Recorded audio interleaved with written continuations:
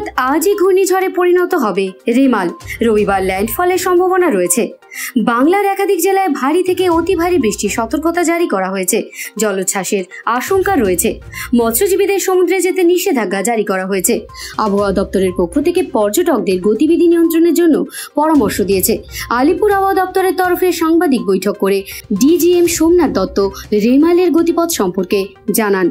আবহাওয়া দপ্তরের পক্ষ থেকে আরও জানানো হয়েছে, শনিবার থেকে দক্ষিণবঙ্গের সব জেলাতেই বৃষ্টির পূর্বাভাস রয়েছে। সঙ্গে 30 থেকে 40 কিলোমিটার বেগে ঝোড়ো হাওয়া বইতে পারে। শনিবার 2 চব্বিশ পরগনা এবং পূর্ব মেদিনীপুরে ভারী বৃষ্টি হতে পারে।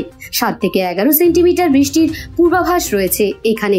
সঙ্গে 40 থেকে 50 কিলোমিটার বেগে ঝোড়ো হাওয়া বইতে পারে। রবিবার গোটা দক্ষিণবঙ্গে ঝড় বৃষ্টির সম্ভাবনা রয়েছে। 2 চব্বিশ পরগনার লাল সতর্কতা জারি করেছে হাওয়া অফিস। সেখানে ঝড়ের সঙ্গে অতি ভারী বৃষ্টির পূর্বাভাস রয়েছে। কলকাতা, হাওড়া, হুগলি, পূর্ব মেদিনীপুর, নদিয়ায় জারি রয়েছে কমলা সতর্কতা। 80 থেকে 90 কিলোমিটার বেগে ঝড়ের পূর্বাভাস দেওয়া হয়েছে। রবিবার দক্ষিণের বাকি জেলাতেও হলুদ সতর্কতা জারি করা হয়েছে। সেখানে 30 থেকে 40 কিলোমিটার গতিবেগে ঝোড়ো হাওয়া বইতে পারে।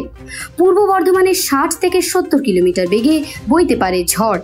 পরের দিন অর্থাৎ 27 তারিখ সোমবার দক্ষিণবঙ্গে কোনো জেলায় লাল সতর্কতা নেই। তবে 2 চব্বিশ পরগনা, 2 মেদিনীপুর, হাওড়া, হুগলি, কলকাতা, নদিয়া, মুর্শিদাবাদ, মালদহ, দক্ষিণ দিনাজপুরে অতি ভারী বৃষ্টির সম্ভাবনা রয়েছে। আর ভারী বৃষ্টি হতে পারে 2 মেদিনীপুর, 2 বর্ধমান, বীরভূম, জলপাইগুড়ি, আলিপুরদুয়ার, উত্তর দিনাজপুরে। বাকি জেলাগুলিতে হালকা বৃষ্টির পূর্বাভাস দিয়েছে আলিপুর আবহাওয়া দপ্তর।